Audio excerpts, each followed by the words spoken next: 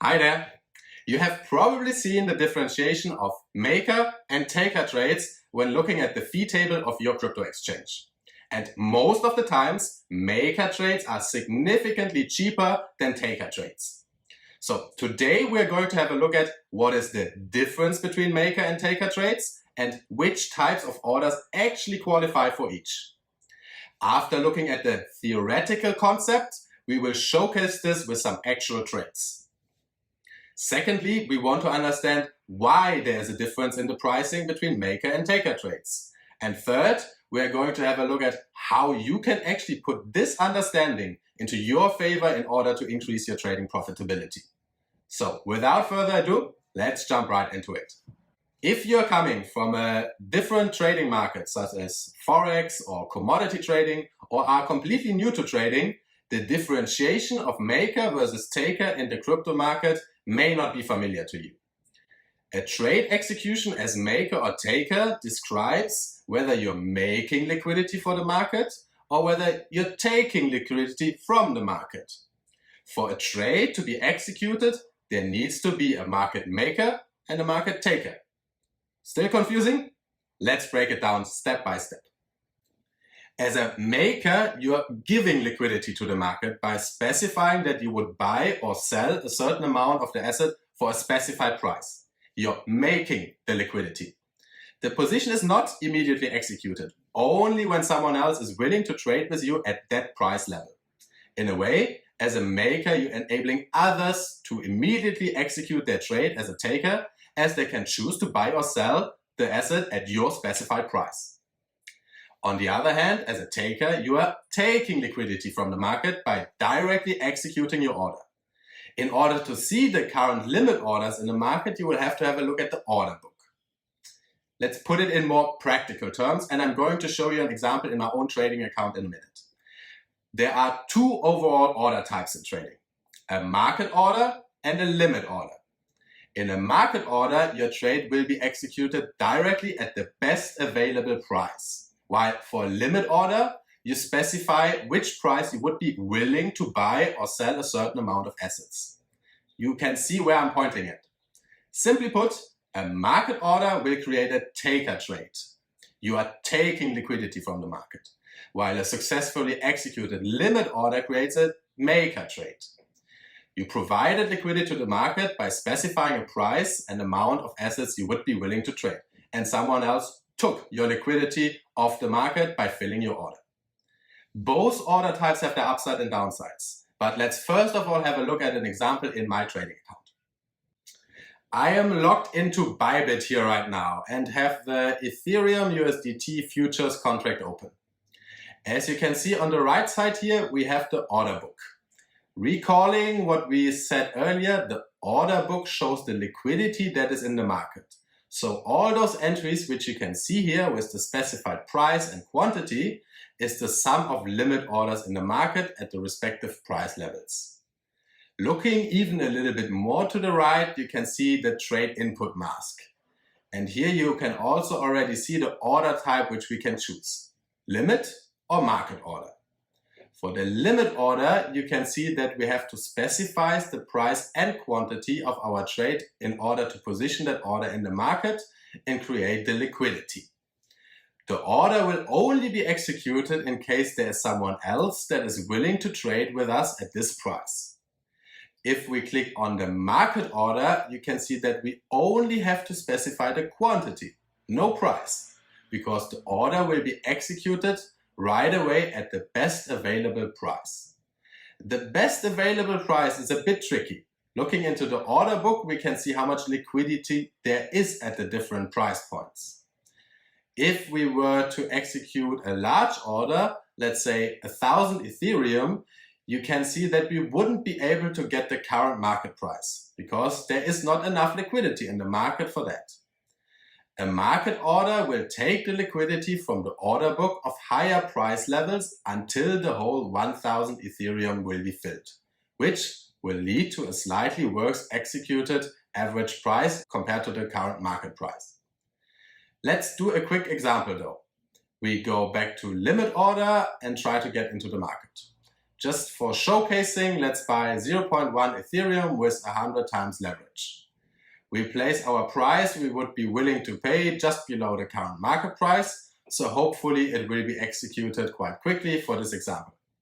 I just cut the video a little bit here, but now we can see that the order was filled and that we are 0.1 ETH long.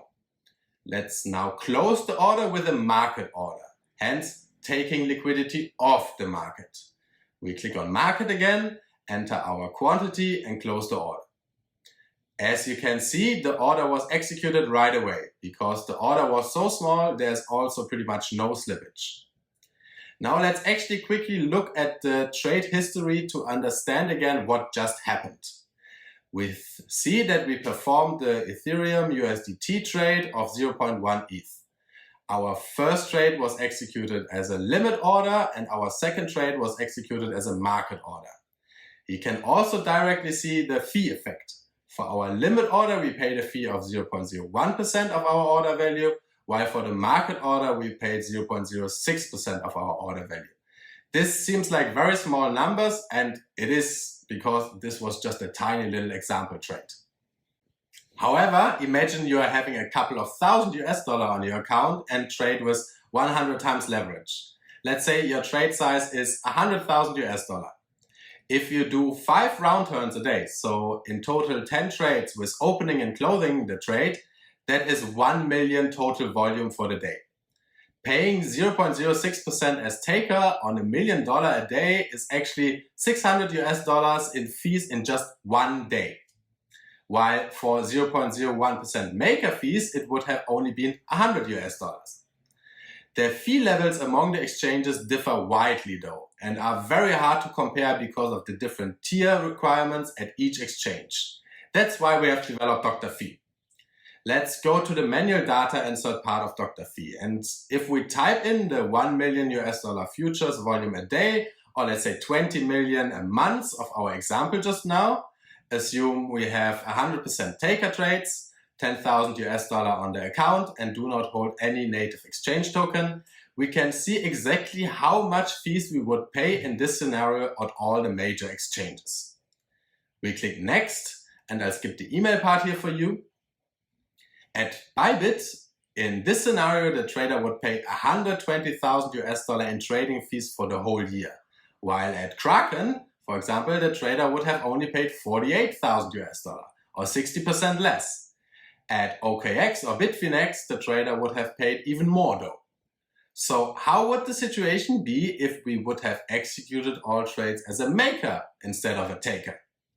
I have the results here for you, and surprisingly, Bybit is now the cheapest exchange among all the major crypto exchanges, with only $14,400 yearly fees. At Binance or at OKX, the trader would have paid more than $40,000 or 3 times as much or more. Every trader has a different volume, different balance and holding, and a different style of maker and taker trades. Therefore, everyone has their own most fee-efficient exchange. You can freely check yours at dr-fee.com. Let's get back to the maker versus taker trades again though. And as you just saw, whether acting as a maker or taker in the market, so executing your trades with a limit or market order, can have a huge effect on the fees. In the case of Bybit, nearly 10 times as much for taker trades versus maker trades. So why would traders execute their trades as market order? Well, first of all, for every trade there needs to be a maker and a taker. Otherwise, the trade would not be executed. So yes, there are a lot of taker trades. With a limit order, the biggest risk is that your order is not executed and that you're actually not getting in or out of your trade. In many cases, especially for exiting the trade, it can be very important to very timely exit your trade, especially if actively trading on smaller time frames. Moreover, having very large limit orders, you can run into the risk that the price actually reaches your specified level, but there's not enough taker volume at this price level, so you only partially have your order filled. On the other hand, for market orders, imagine my example of 1,000 ETH trades from earlier. This would already had a bit of a price effect. 1,000 ETH is actually only a bit more than $1 million in one trade, and there are much bigger traders out there. If you now place a very large market order, your price effect can be very high depending on the market depth, leaving you with a significantly worse price. There can be good reasons for both maker and taker trades, and it oftentimes depends on the respective strategy or trading volume of the trader. From an exchange point of view, it is very understandable why maker trades are much lower priced compared to taker trades. And an exchange always seeks to have a lot of liquidity in the order book for an asset, because only this enables trading on which they earn their fees. The higher the liquidity, the less price effect there is also for larger market order executions. This goes up to the point that maker fees are actually negative for very large volume traders or professional market makers, enabling them to make money by providing liquidity to the market. As a personal retail trader, trading fees easily eat up all the trading profit or even more. That's why it is so important to keep trading fees low. Besides finding your best suited exchange for your trading style and volume, having as many maker trades as possible is another important factor in actually limiting the negative effect of trading fees on your performance. If not necessary to open or close a trade with a market order, it can well be worthwhile to consider increasing your share of limit orders. It doesn't only help your fees, but you can also be sure of the entry or exit price you're receiving for your trade. Alright, if you think you got some valuable insights from this video, we would highly appreciate if you leave us a like and subscribe to our channel with the notification bell on. We continue to develop many more videos for traders in the weeks and months to come. Stay safe and happy trading!